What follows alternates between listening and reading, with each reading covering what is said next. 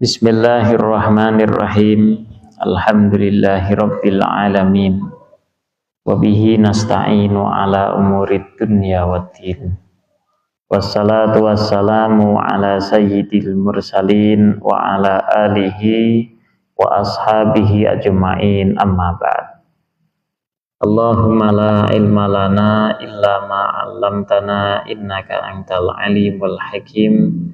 Allahumma anfa'na bima 'allamtana wa 'allimna ma yanfa'una wa zidna ilma. Allahumma arinal haqqa haqqa warzuqna ittiba'ah wa arinal batila batila warzuqna ijtinabah waj'alna mimman yastami'unal qawla fayattabi'una ahsanah wa adkhilna bi rahmatika fi ibadika salihin, amin. Hadirin wal hadirat, mustami'in mustami'at rahimakumullah. Kita masih dalam pembahasan fikih pemulasaraan jenazah, fikih yang membahas tentang tata cara mengurus jenazah.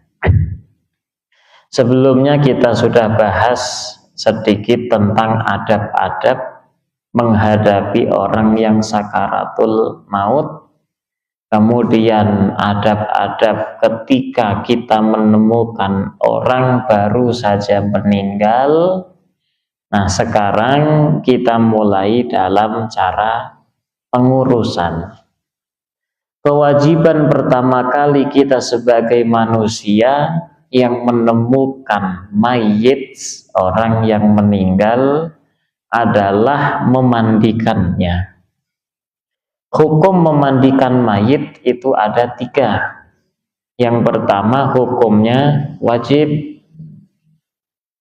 Mayit yang bagaimana yang wajib kita mandikan? Yaitu yang pertama adalah mayit muslim. Ya, muslim yang meninggalnya itu matinya tidak mati syahid. Syahid dunia akhirat atau syahid dunia. Kalau syahidnya syahid akhirat saja, seperti orang meninggal kecelakaan, orang meninggal karena gempa bumi, orang meninggal karena melahirkan, meninggal di tempat kerja saat ia kerja mencari nafkah, itu syahid akhirat, maka mereka tetap wajib kita mandikan. Ya, orang yang muslim yang matinya tidak mati syahid. Kalau matinya mati syahid, nanti kita tidak wajib mandikan dia. Dan yang kedua, hukum memandikan itu bisa menjadi boleh-boleh saja. Bukan satu kewajiban, tapi kebolehan. Mayit yang bagaimana yang boleh kita mandikan, tidak wajib tetapi boleh kalau kita mau mandikan mayitnya manusia non muslim. Kita bertetangga dengan orang Kristen, bertetangga dengan orang Buddha, orang Hindu, Konghucu non muslim, ya. Dan mereka baik kepada kita, kita pun baik kepada mereka. Maka ketika ada non-muslim yang wafat, yang meninggal, dan tidak seorang pun orang non-muslim yang mengurusnya, kita yang wajib mengurusnya. Tetapi kewajiban kita terhadap mayit non-muslim adalah menguburkan mereka. Ya, tidak boleh kita buang begitu saja, tidak boleh. Lah, memandikannya bagaimana? Memandikannya boleh. Artinya ketika menemukan mayit non-muslim, boleh kita mandikan, boleh tidak kita mandikan. Tapi tidak wajib, ya. Tidak ada kewajiban kita memandikannya, tidak. Kewajiban kita hanya menguburkannya saja. Termasuk yang boleh kita mandikan itu adalah anak manusia yang lahir keguguran. Yang mana anak manusia ini belum berbentuk manusia, masih berupa gumpalan daging gitu. Nah, ini boleh kita mandikan, tetapi tidak wajib. Dan yang ketiga, memandikan mayit itu dihukumi haram. Nah, mayit kita mandikan malah kena hukum haram. Mayit yang bagaimana? Mayit yang matinya mati syahid dunia akhirat. Siapa? Manusia muslim yang berperang di jalan Allah, tujuannya untuk membela, menegakkan agama Allah, melawan kafir musyrik, dan meninggal di medan pertempuran. Maka ini disebut mati syahid dunia akhirat. Nah, mereka ketika meninggal tidak ada kewajiban kita memandikan. Kalau kita mandikan malah dihukumi haram. Rasul Shallallahu Alaihi Wasallam memperlakukan itu ketika perang Uhud. Nah, saat perang Uhud itu banyak sekali kaum muslimin berguguran dan mereka tidak dimandikan. Kata Rasul, nanti darahnya mereka itu menjadi saksi di hari kiamat, maka tidak dimandikan. Oke, dalam memandikan mayit, memandikan jenazah itu ada dua macam. Ada minimal dalam kita memandikan dan ada sempurna dalam kita memandikan. Minimal kita memandikan jenazah itu sangat mudah, yaitu cukup kita hilangkan najis-najis yang nempel pada diri mayit itu. Kalau ada kotoran kita hilangkan, ada darahnya kita hilangkan. Bahkan termasuk dalam giginya, hidungnya, telinganya, kita usap semuanya. Ya, hilangkan dulu najis-najis yang menempel pada diri mayit. Setelah kita hilangkan najis-najis yang nempel, barulah kita alirkan air sekujur tubuhnya. Baik kulit atau rambutnya semua basah. Maka ini sudah cukup. Dalam memandikan mayit semudah itu, ya, mudah, sangat mudah. Makanya ketika kita sebagai anak, kita sebagai ahli waris, orang yang ditinggal mati keluarga kita, disuruh memandikan kok ngomong tidak bisa, ya tidak mungkin. Ya cukup, mana najis, oh ini ilangin, siram air sekujur tubuhnya, beres. Ya, loh nanti harus pakai sabun, pakai bidara, pakai ini, pakai itu tingkat sempurna. Sempurnanya memandikan yaitu urut-urutannya ada. Tapi kalau kita tidak bisa sempurna, ya udah minimal dan kita nggak dosa. Ya, kita tidak berdosa. Makanya hayo, itu hak kita sebagai manusia yang hidup untuk mengurus jenazah keluarga kita. Maka kitalah yang bertindak di dalam mengurus jenazah, bukan malah nyuruh orang lain, nyuruh ustadz kita bayar, enggak usah. Kita keluarga sendiri. Ya, maka itu kalau nggak bisa yang sempurna memandikan tidak masalah, ambil minimalnya. Minimal memandikan apa tadi? Hilangkan najis-najis yang ada pada tubuh mayit, kemudian siram dengan air sekujur tubuhnya, kulit dan rambutnya, maka sudah beres. Minimal mengkafani bagaimana? Mudah. Yang penting sekujur tubuh mayit tertutup, terbungkus oleh kain. Walaupun hanya satu kain, satu lembar kain, sudah sah. Itu minimal mengkafani. Minimal mengkuburkan bagaimana? Cukup itu mayit ditutup dengan apa? Tanah. Yang penting bau busuknya tidak keluar. Dan yang kedua, si hewan buas tidak bisa menggali untuk memakan jenazah itu. Udah beres. Jadi semudah itu di dalam kita mengurus jenazah. Masalahnya orang banyak dan akhirnya ada yang ini, ada yang itu, usul terserah seenaknya sendiri. Ya, padahal semudah itu. Ya, jadi nggak usah ada. Sering saya ngikuti pemulasaraan jenazah isinya cekcok. Apalagi ibu-ibu, ya Allah cerewet sekali. Harus begini, harus begini. Nah, makanya ayo kita belajar semudah itu mengurus jenazah. Maka nanti ketika ada keluarga kita yang meninggal, kitalah yang paling berhak mengurus jenazah mereka. Tidak perlu kita serahkan kepada ustadz orang lain, tidak perlu. Ya, karena apa? Khawatir nanti orang lain ketika melihat aib pada diri mayit disebarkan. Hukumnya haram ya, menyebarkan aib mayit hukumnya haram, tidak diperbolehkan. Nah, sempurnanya memandikan bagaimana? Nah, ini barulah ada langkah-langkah kita memandikan jenazah secara sempurna. Bagaimana? Yang pertama, yudha'ul mayyit 'alal muhtasal. Mayit itu diletakkan di tempat mandi dengan menggunakan papan dipan atau ranjang, yang ranjang tersebut agak tinggi.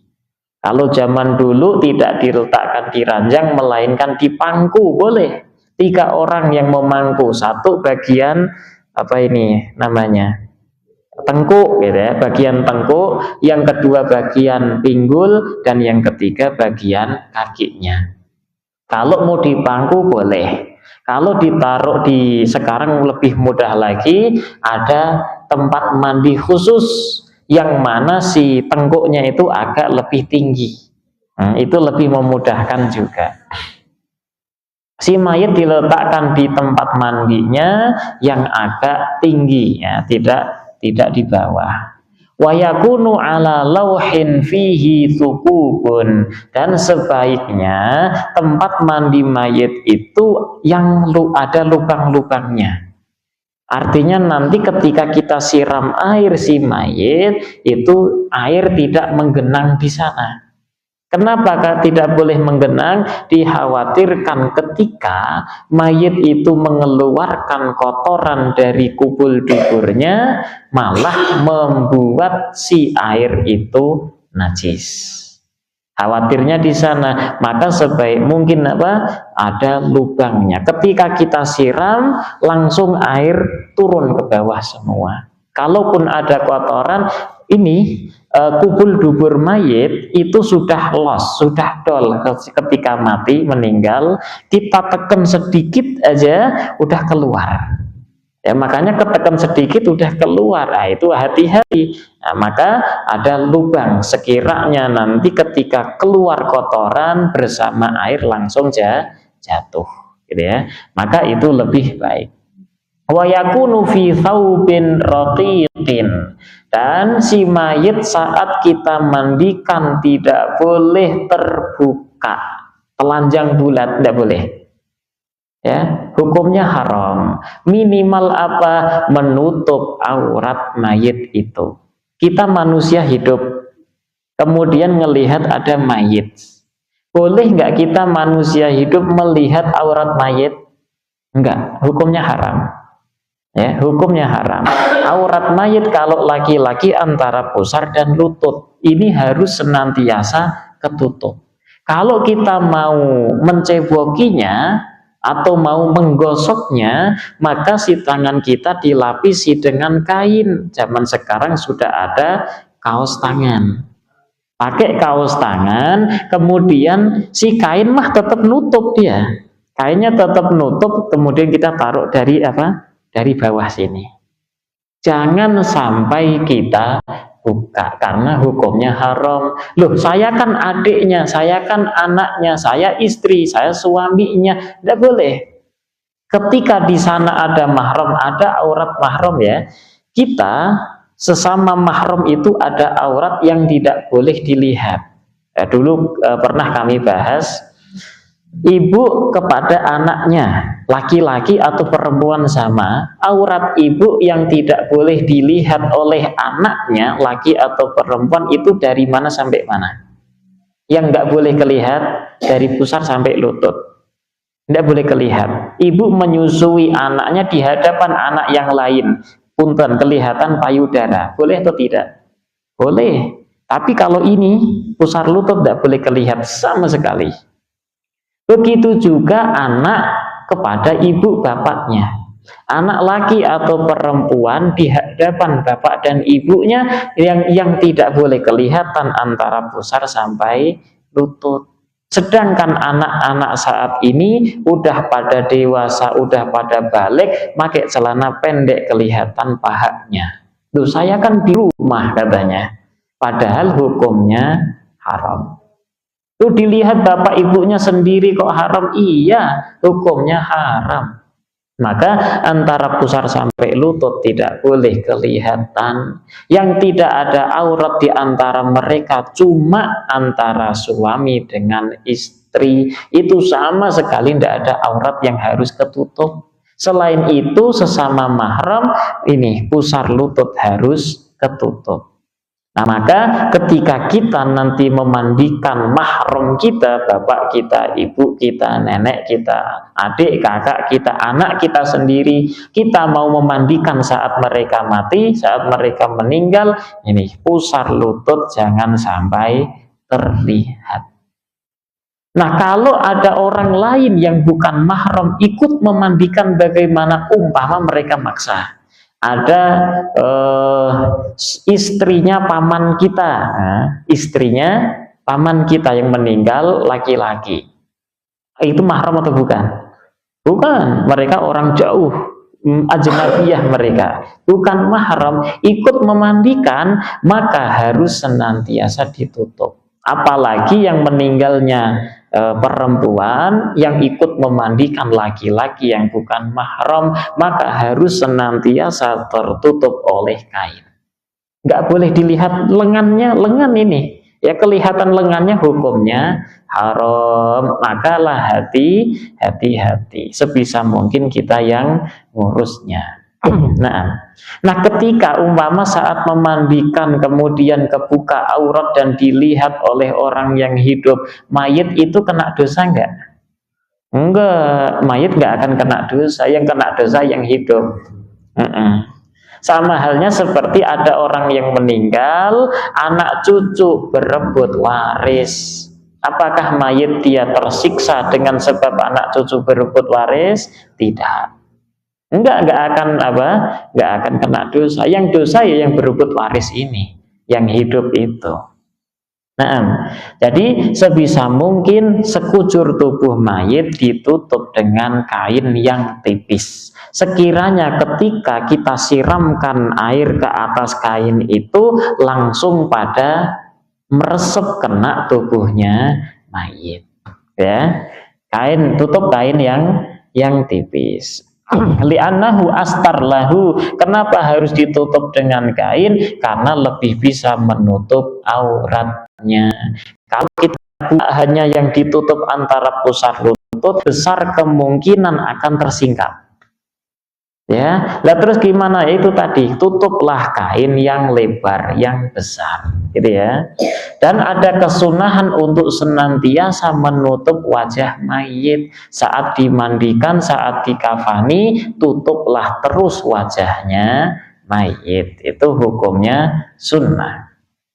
Wa mustalqiyan ala qafahu wa rijlahu li jihatil kiblati. Saat memandikan si mayit itu dua telapak kakinya dihadapkan ke arah kiblat. Jadi kepala di sana, kakinya di sini, gitu ya. Dua telapak kakinya dihadapkan ke kiblat dan kesunahannya tengkuk ini lebih tinggi daripada kaki. Ya, tengkuknya, kepalanya lebih tinggi daripada kaki.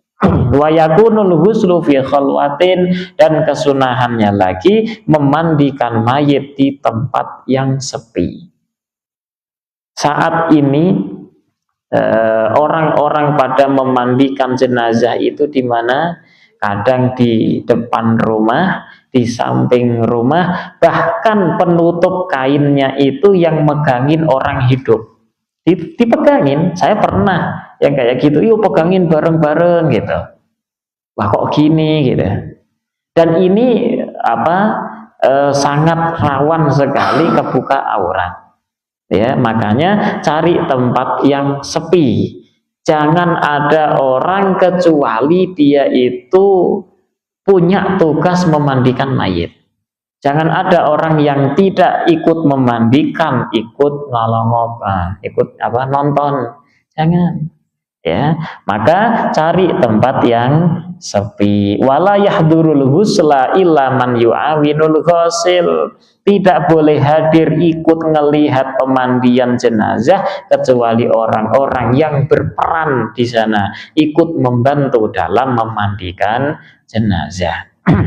Wa tahta saqfin, sunnahnya lagi dalam memandikan mayit itu ada atapnya.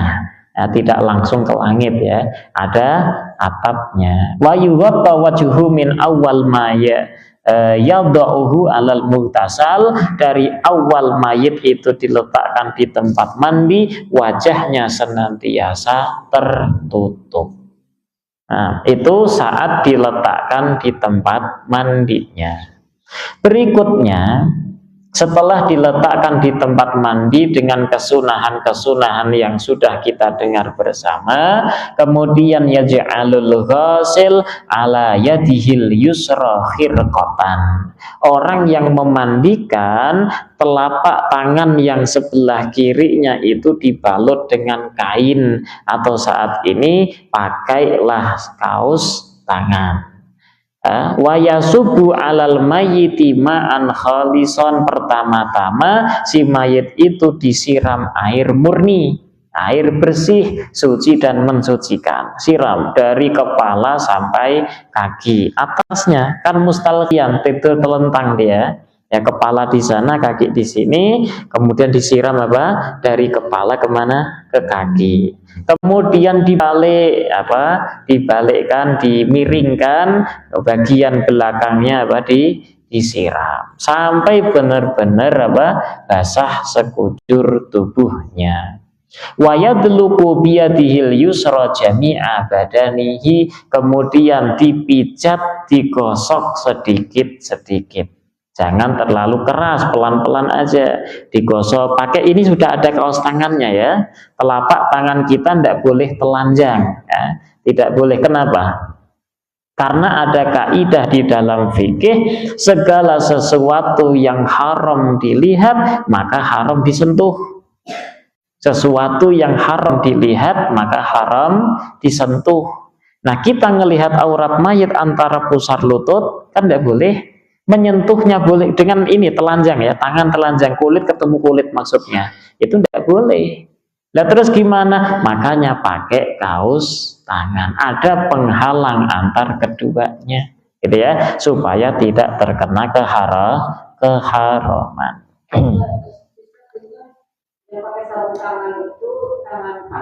Kiri, tangan kiri, menggosoknya tangan kiri. Tidak pakai tangan kanan. Tangan kanan kan nyiram nanti. Nah nanti ketika mengurut perutnya pun pakai tangan kiri, Bu. Tidak pakai tangan kanan. Termasuk mencebokinya.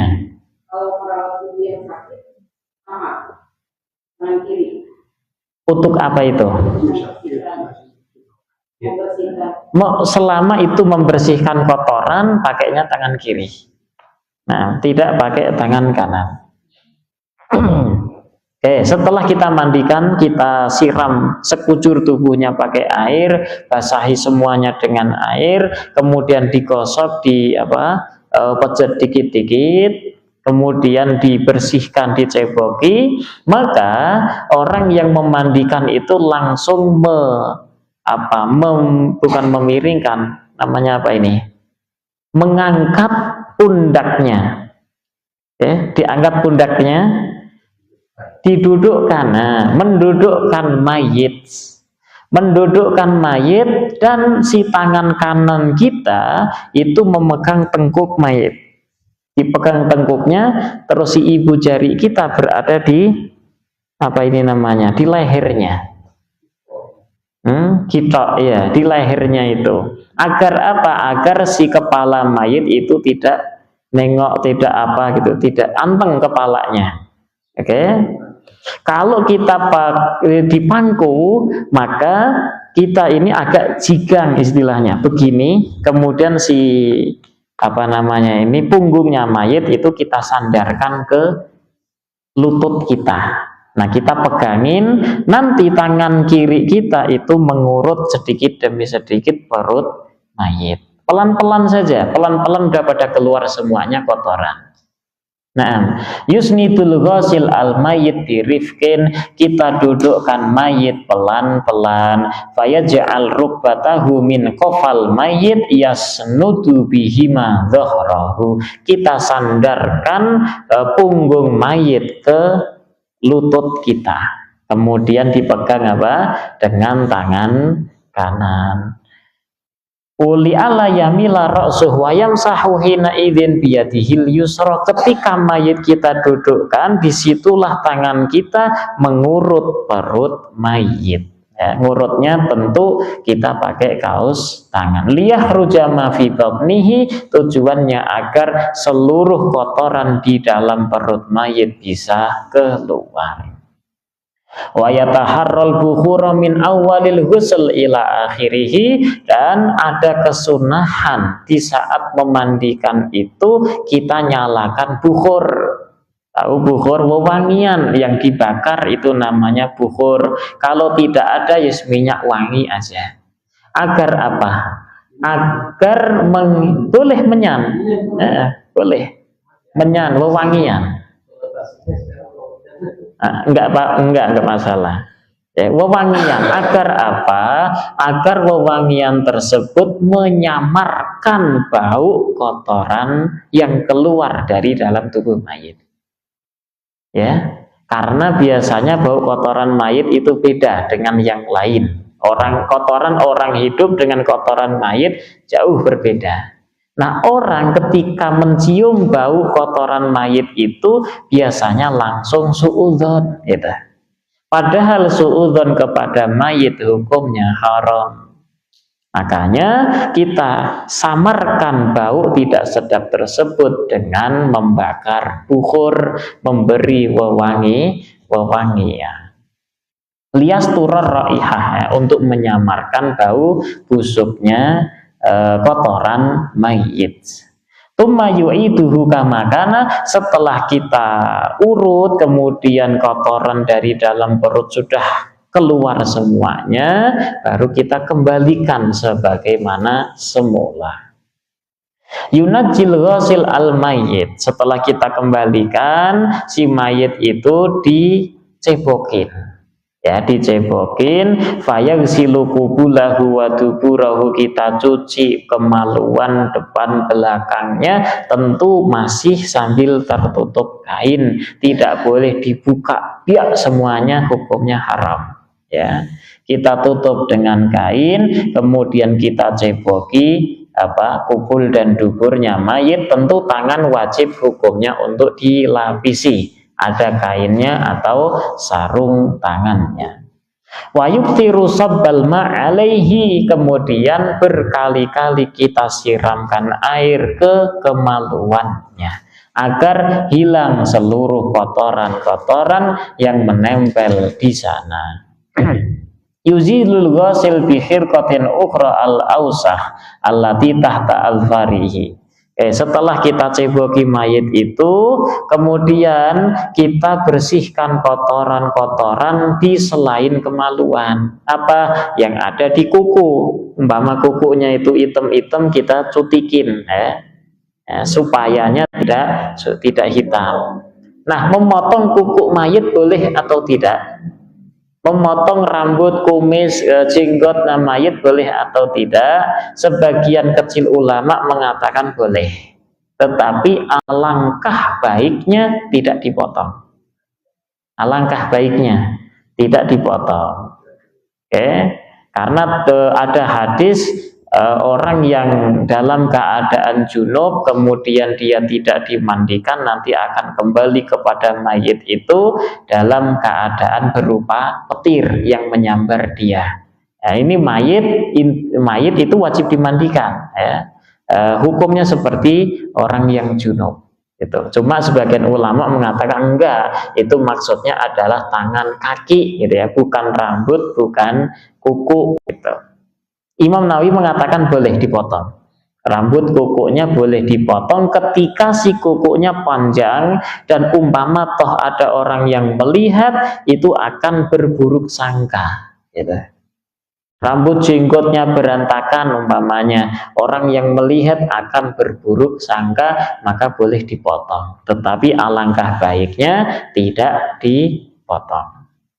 Menghilangkan kotoran-kotoran di selain kemaluan di kukunya atau di giginya disikati juga ya, sikati. Cuma nggak ada pernah riwayat nyikati pakai siwak atau pakai gosok gigi, enggak. Kita pakai jari kemudian dibalut dengan kain, kita masukkan saja ya, cukup seperti itu. Kemudian kotoran yang ada di mata, ada di hidung, ada di telinga, itu pun dibersihkan semuanya. Setelah kita bersihkan seluruh kotoran-kotoran yang ada pada diri mayit, kemudian kita wudhukan mayit itu. Ya, si mayit sebagaimana kita mencuci muka biasa. Ya, cuci mukanya niatnya adalah mewudhukan. 2 tangan, kemudian kepala dan kaki. Setelah kita wudhukan dengan wudhu yang sempurna, termasuk sunnah-sunnah wudhu. Sunnah-sunnah wudhu itu pun kita praktekkan kepada mayit ini. Kemudian watakunu khirqatun ala yadihil yusra malfufatan liyusawwikahu bisababah. Menggosok giginya mayit itu pakai jari telunjuk kita.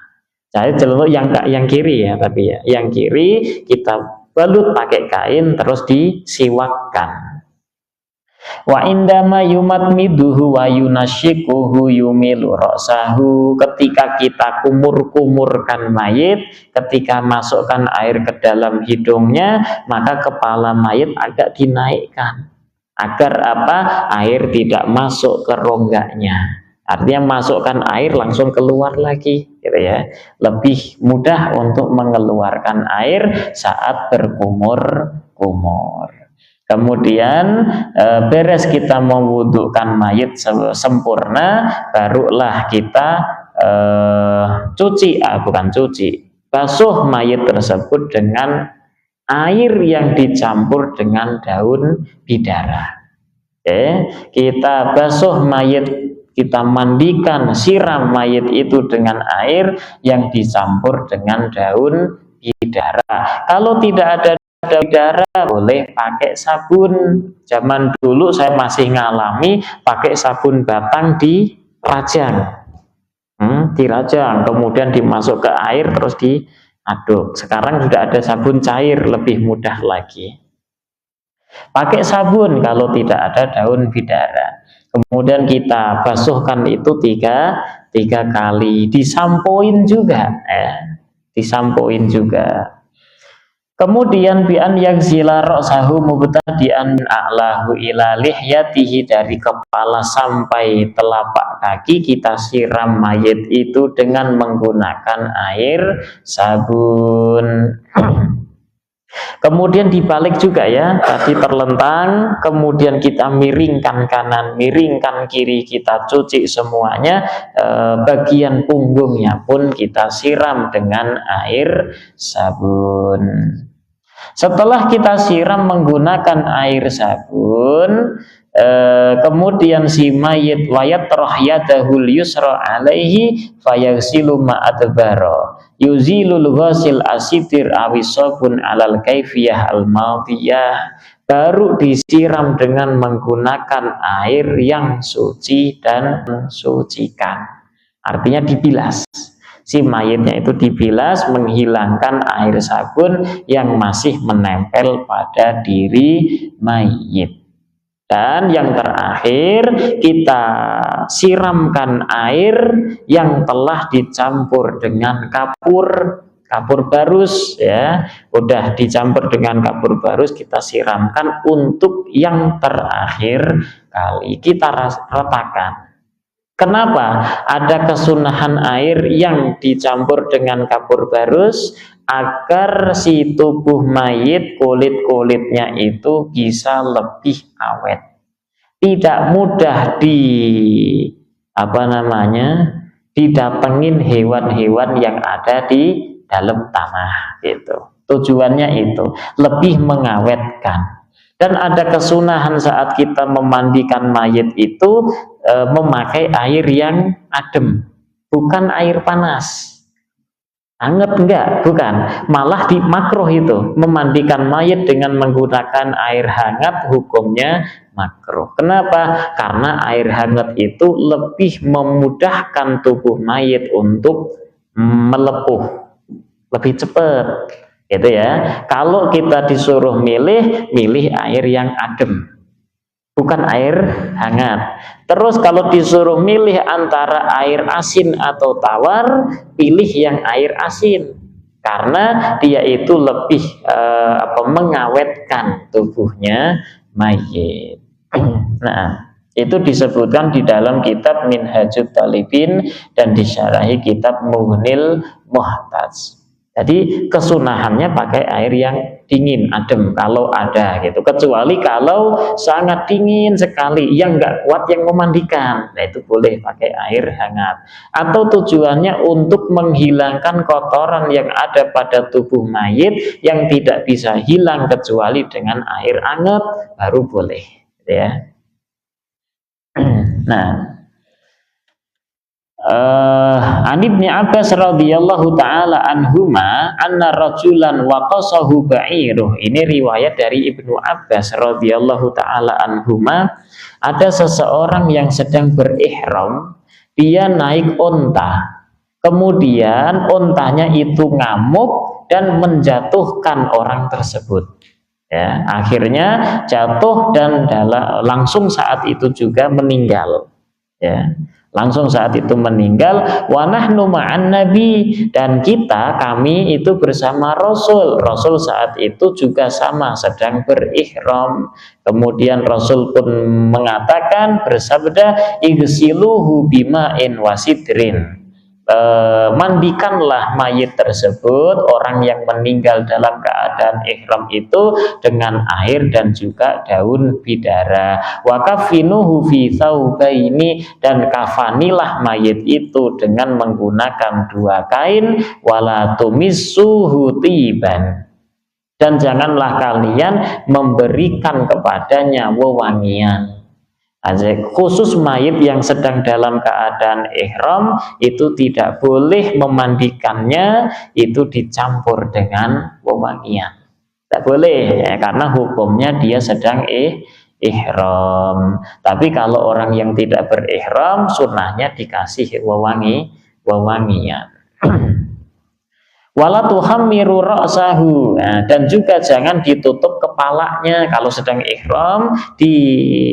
Kafaninya itu tidak menutup kepala, dibiarkan terbuka. Fa innallaha yab'atuhu yaumal qiyamah mulabbidan, karena nanti Allah di hari kiamat akan membangunkannya dalam keadaan berihram. Rawahul Bukhari, hadis riwayat Imam Al-Bukhari.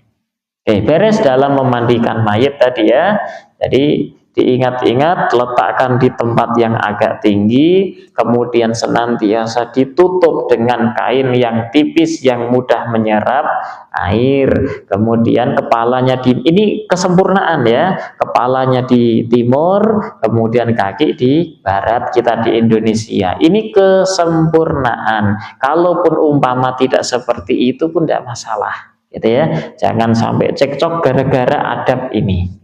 Kemudian kita siram pakai air biasa sekujur tubuhnya, kemudian dibersihkan seluruh kotoran najis yang ada pada dirinya, kemudian disiram dengan air yang dicampur dengan sabun atau daun bidara, dan dibilas air bersih antara air dengan air yang dicampur dengan kapur. Tujuannya agar lebih mengawetkan tubuhnya mayit. Beberapa permasalahan di dalam memandikan mayit. Yaguddul ghasil wa man ma'ahu fil mughtasal basarahu wujuban an auratil mayyit wa nadban an ghairiha. Orang yang memandikan mayit Yang hidup itu memandikan mayit wajib hukumnya menutup mata, tidak melihat aurat mayit. Ini hukumnya wajib. Tidak seorang pun ulama yang memperbolehkan melihat aurat mayit. Lu kan udah mayit. Mayit itu manusia. Dalam firman Allah, walaqad karramna bani Adam. Sungguh kami telah memuliakan manusia. Mulianya manusia itu baik dalam keadaan hidup ataupun dalam keadaan mati, tetap mulia. Auratnya tidak boleh dilihat. Maka wajib bagi orang yang memandikan untuk menutup mata dari aurat mayit. Nah, makanya kita orang yang memandikan yang hidup wajib nutup mata, si mayitnya pun berusaha kita tutup auratnya. Sama kayak orang hidup nih, laki-laki dengan wanita, laki-laki disuruh pejamkan mata, wanita disuruh tutup auratnya. Gitu. Perempuan dengan laki-laki sama, perempuan disuruh memejamkan mata, laki-laki disuruh tutup auratnya. Itu pun dua-duanya diperintahkan. Jadi ketika ada orang yang melihat aurat, jangan disalahkan salah satunya. Kemungkinan dua-duanya ya salah. Nah, wajib bagi orang yang memandikan untuk menutup mata dari aurat mayit. Sedangkan yang bukan aurat berarti ini dengkul lutut ke bawah itu bukan aurat, sunnah kita tutup. Maksud sunnah itu bagaimana? Kita tidak terfokuskan kepada aurat yang bukan aurat itu.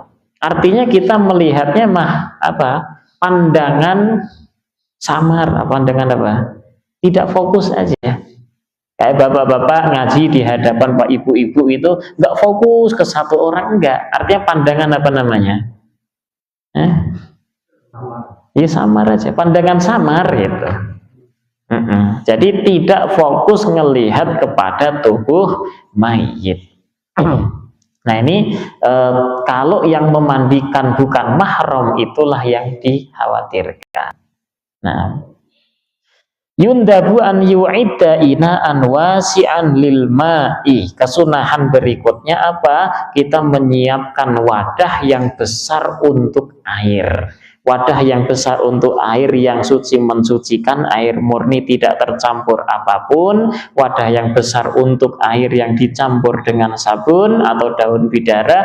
Wadah yang besar dicampur, airnya itu dicampur dengan kapur. Ya, hukumnya sunnah. Kenapa besar? Agar mencukupi airnya. Dan kesunahan si wadah tersebut ditaruh di tempat yang agak tinggi agar percikan-percikan yang dari tubuh mayit tidak mengenai air tersebut. Nah, sekarang lebih mudah pakai selang. Ya, pakai selang itu lebih mudah lagi. Wa yundabu talyin mafasilihi ba'da waslihi. Yang kemarin sudah kita bahas, setelah orang itu meninggal, sakaratul maut terus meninggal, kesunahan yang utama itu apa? Melemeskan sendi-sendi mayit, ya toh? Tangan kita gini kan, dilemeskan. Kaki pun sama, dilemaskan semua, tujuannya agar mudah kita dalam memandikan. Setelah si mayit dimandikan, kesunahannya juga adalah melemaskan sendi-sendi mayit. Untuk apa? Agar dalam mengkafaninya kita lebih mudah. Si badannya mayit tidak kaku. Dan ada kesunahan, setelah kita mandikan si mayit itu kita handuki, pakai handuk, ya, dikeringkan tubuhnya. Tujuannya apa? Agar tidak cepat busuk. Kalau si tubuh mayit itu kita biarkan basah, itu akan lebih cepat dalam pembusukan. Itu maka sunnahnya dikeringkan. Li'alla tabtalla akfanuhu fayusri fasaduha. Tujuannya kafannya agar tidak basah. Kalau basah kafannya, maka tubuhnya akan cepat membusuk. Wa yukrahu akhdhu syai'in min sya'ril mayit au dhufrihi. Ini Pak Haji Junaid. Makruh kita memotong kuku mayit, makruh kita memotong rambut mayit. Tapi kalau bicara boleh dan tidak, ya boleh gitu. Cuma lebih baiknya tidak dipotong kuku dan rambutnya.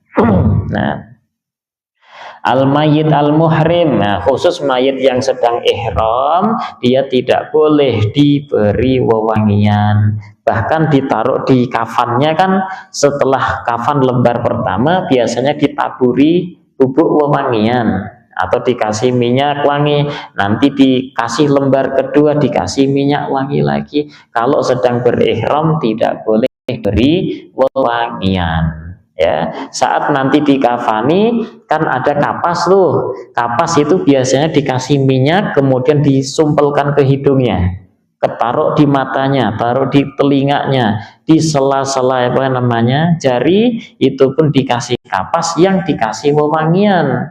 Tujuannya apa? Supaya hewan-hewan bumi itu tidak cepat mendekat, tujuannya itu. Tapi kalau ihram enggak, ihram tidak orang yang sedang berihram yang meninggal tidak diberi wewangian sama sekali. Wa yusannu an yakunal ghasil aminan, disunnahkan orang yang memandikan adalah orang yang sangat amanah. Maksud dari amanah itu apa? Orangnya ketika menemukan kebaikan-kebaikan dari mayit saat dimandikan, umpama baunya wangi sekali, ceritakan. Ada kebaikan dari mayit ini, ceritakan, sebarkan. Tapi kalau menemukan aib, kejelekan dari mayit ini, silent, diam. Hukumnya haram kalau mau disebarkan, tidak boleh. Makanya dia diwajibkan harus amanah, wajib amanah. Al-aula fi ghusli rajul, utamanya ketika mayitnya laki-laki yang memandikan pun mahram yang laki-laki. Ketika mayitnya perempuan yang memandikan pun mahram yang perempuan. Ini lebih utama, paling utamanya itu. Kalau tidak ada ya mahram tidak masalah, laki dan perempuan. Artinya tidak ada dosa asalkan jaga mata, jangan sampai ngebuka aurat. Aurat tersingkap dibiarin, jangan. Karena orang desa itu nganggep mah udah biasa gitu. Bener, di mana-mana kayak gitu. Orang tua-tua itu yang ikut memandikan kayak gitu. Kebuka semua auratnya. Nah, kalau menurut syariat jangan, tutup aja. Walaupun kita ngelihatnya nggak sampai syahwat, ya tetap hukumnya haram, tidak boleh kita melihatnya. Wa yajuzu ghuslu zauj li zaujati wal aqdas, boleh seorang suami ikut memandikan istrinya, istri memandikan suaminya yang sudah meninggal, tidak masalah, boleh-boleh saja. Suami istri itu terakhir, paling bermandikan adalah mahramnya dulu. Yang meninggal laki ya mahram laki, meninggal perempuan mahram perempuan. Mahram dulu kedepankan. Kalau si mahram tidak bisa, nggak ada yang berani, barulah nanti suaminya atau istrinya. Sebagaimana Sayyidah Fatimah dulu dimandikan oleh Sayyiduna Ali bin Abi Thalib. Idza lam yujad illa ajnabi, sekarang ketika ada orang meninggal, perempuan meninggal, dia tidak punya mahram sama sekali, suaminya nggak ada. Ada ini siapa? Perempuan yang lain tidak ada juga, adanya hanya laki-laki yang bukan mahram. Bagaimana, apakah boleh laki-laki yang bukan mahram atau ajnabi memandikan mayit perempuan? Tidak, hukumnya haram. Lah terus gimana? Ditayamumi, ya, ditayamumi. Cuma fatwa saat ini diperbolehkan. Kenapa? Karena demi menjaga si mayit ini, tapi dengan syarat. Boleh laki-laki yang bukan mahram memandikan mayit perempuan asalkan sekujur tubuhnya tertutup oleh kain. Harus ditutup, tidak boleh dibuka sedikit pun. Lah menjaga itulah yang sulit. Nah, idza ta'adzara al-ghuslu li faqil ma'a li tahri badanil mayit li nahwi harakin yummima kadzalik, ketika badannya mayit tidak mungkin dimandikan, contohnya si mayit itu umpamanya kebakar, sehingga ketika dikasih air itu langsung pada melepuh dan retas saja gitu. Maka kita tidak boleh mandikan, nggak boleh malah. Kenapa? Kalau kita mandikan malah menghilangkan kehormatan mayit itu. Nah, terus gimana ditayamumi? Ya, kalau tidak bisa ditayamumi, ya nggak usah dimandikan, tidak usah ditayamumi. Idza arada an yughsilahu salasan kama madha aw khamsan aw sab'an aw tis'an fatafsiluhu kama yali. Jadi menyiramkannya boleh 3 kali, 5 kali, 7 atau 9 kali. Yang penting kan ganjil. Itu kalau mau memandikan secara sempurnanya. Kalaupun tidak bisa, ya sudah, yang penting hilang najis dari tubuh mayit dan kemudian basah sekujur badannya dengan menggunakan air, itu sudah sangat cukup. Wallahu a'lam bishawab. Silakan, ada pertanyaan.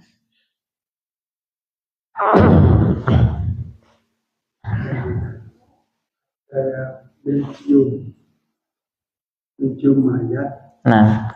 Itu keluarganya.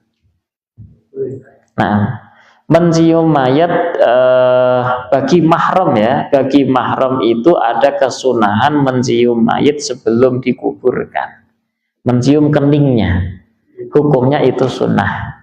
Kemudian yang bukan mahram kesunahannya hanya bagi orang alim saja, yang meninggal orang alim, ulama, istilah kita mah ulama besar meninggal, kita yang laki-laki tapi sunnah mencium dia, keningnya itu sunnah dicium.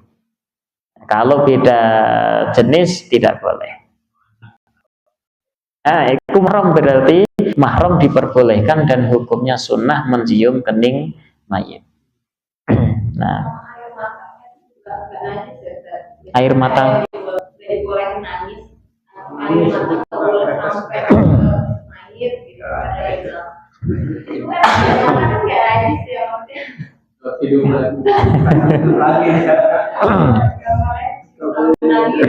enggak, gini, masalah nangis itu diperbolehkan. Menangisi orang yang sudah meninggal boleh atau tidak? Jawabannya boleh. Lah terus kenapa ada hadis yang menyatakan kita dilarang menangisi mayit?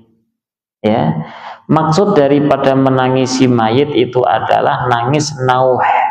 Nauh itu niyahah. Niyahah itu sudah disetting dari awal. Meratapi itu kaum jahili, ini kebiasaan kaum jahiliyah dulu. Nanti ketika saya mati, tolong diratapi ya, agar apa? Orang yang pada ikut ngalongo takziah itu, oh ini orang baik sekali gitu. Sampai segitu dibayar loh Pak. Orang yang nangis meratapi dibayar. Itu yang dihukumi haram. Nah, orang nangis suaminya meninggal, istrinya tidak boleh nangis. Boleh. Nangis mah boleh-boleh aja. Satu, jangan diratapi. Meratapi itu apa? Kamu menyebutkan seluruh kebaikan-kebaikannya sehingga menjadikan dalam hatinya itu ketidakridhaan atas meninggalnya orang ini. Dan itu menjadikan orang tidak ridho kepada takdir. Satu, hukumnya haram. Yang kedua, menangis dihukumi haram. Menangisi mayit hukumnya haram ketika nangisnya sambil nepuk-nepuk pipi. Pipinya ditamparin sendiri. Hukumnya haram, tidak boleh. Dan yang ketiga, nangis dengan cara nyobek-nyobek baju. Kalau di dalam hadis pakai nyobek nasnya itu menyobek saku, kantong gitu. Maksudnya nyobek-nyobek baju disobek-sobek sendiri. Nah, itu yang dihukumi haram. Iya, nangis meratapi seakan menunjukkan tidak ridhonya dia terhadap kodok dan kodar ini. Oh, nangis biasa aman, tidak masalah. Nah, loh, Rasul ketika Qasim anaknya meninggal, beliau menangis. Tidak masalah. Kalau keluarga bukan ini kan bahwa keranda itu nggak ada. Ini Anda muterin keranda atau di bawahnya itu nggak ada syariat ngolongin. Nggak ada syariat seperti itu. Dulu saya pernah ikut mandiin jenazah, ada 3 baskom kan, setelah baru sama jarak. Nah setelah selesai itu kita yang mandiin disuruh wudhu, kita sholat air itu. Itu wajib apa enggak? Nggak ada. Sunnahnya kita setelah memandikan mayit, kitanya mandi. Kitanya mandi. Terus mandinya apakah harus menggunakan air sisa? Enggak usah. Enggak ada. Kitanya mandi, hukumnya sunnah. Mandi dia mengguyur sekujur tubuh kita. Setelah memandikan mayit, hukumnya sunnah. Kenapa? Supaya kita terhindar dari umpama toh ada najis yang memercik ke badan kita. Itu mandinya setelah kita sampai di rumah, mandi pakai air biasa gitu. Nggak ada ikut mandi pakai air sisa memandikan mayit, enggak. Mandi Bu, bukan wudhu, mandi. Tangannya dilipat atau lurus sunnahnya. Apa itu? Kesunahannya. Mayat itu loh. Iya. Mayat Oh, saat dikafani di sini. Kesunahannya. Kalau diluruskan tidak masalah. Iya. Itu juga jadi polemik di palsu, ada sambung. Kewajiban mencopot, melepas sesuatu yang dibawa mayit itu adalah ketika hal tersebut berharga. Ada harganya seperti gigi palsu terbuat dari emas. Itu berharga. Kawat gigi kan nggak ada harganya, dilepas nggak ada harganya toh? Maka nggak ada kewajiban melepas. Alasan melepasnya itu apa toh? Karena semua harta benda yang dibawa oleh mayit yang ada pada tubuh mayit sekarang bukan lagi milik dia, tapi milik ahli waris. Satu ahli waris saja tidak meridhokan, maka hukumnya haram. Berarti gigi palsu juga bukan dari emas. Boleh ya. Biarin, tidak usah dilepas. Jadi kewajiban melepas kalau ada harganya. Urusannya dengan tarikah itu, kalau itu.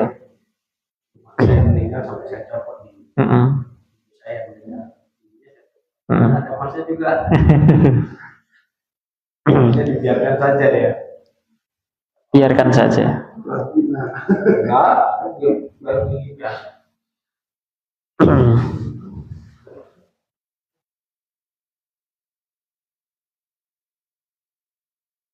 Ada lagi?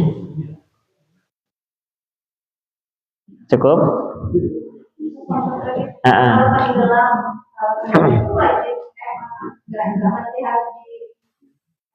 Mandikan. Orang yang matinya dalam keadaan tenggelam wajib kita mandikan. Karena nanti syarat memandikan adalah manusia hidup. Syahid akhirat. Syahid akhirat itu tetap kita mandikan, kita kafani, sholatkan, kuburkan. Yang tidak wajib kita mandikan, tidak boleh kita sholatkan, hanya syahid dunia, akhirat, dan syahid dunia. Siapa itu tadi? Orang yang berperang di jalan Allah, tujuannya menegakkan, membela agama Allah, musuhnya kafir musyrik, kafir harbi, kemudian niatnya dia meninggalnya di medan pertempuran. Itu namanya syahid dunia akhirat. Sedangkan orang yang meninggal tenggelam, melahirkan terus meninggal, itu syahidnya akhirat. Tetap 4 ini harus dijalankan. Terus memandikan harus ada perbuatan. Makanya kalau mati tenggelam ya tetap dimandikan lagi gitu. Kena lumpur, Mm-mm. hilang, nggak banjir banyak, jadi menunjang. Cukup ya. Alhamdulillah. Ayo kita akhiri dengan baca kafarah majelis. Subhanallah wa bihamdika asyhadu an la ilaha illa anta astaghfiruka wa atubu ilaik. Sallallahu ala sayyidina Muhammad wa ala alihi wasallam. Alhamdulillahirabbil alamin. Assalamualaikum warahmatullahi wabarakatuh.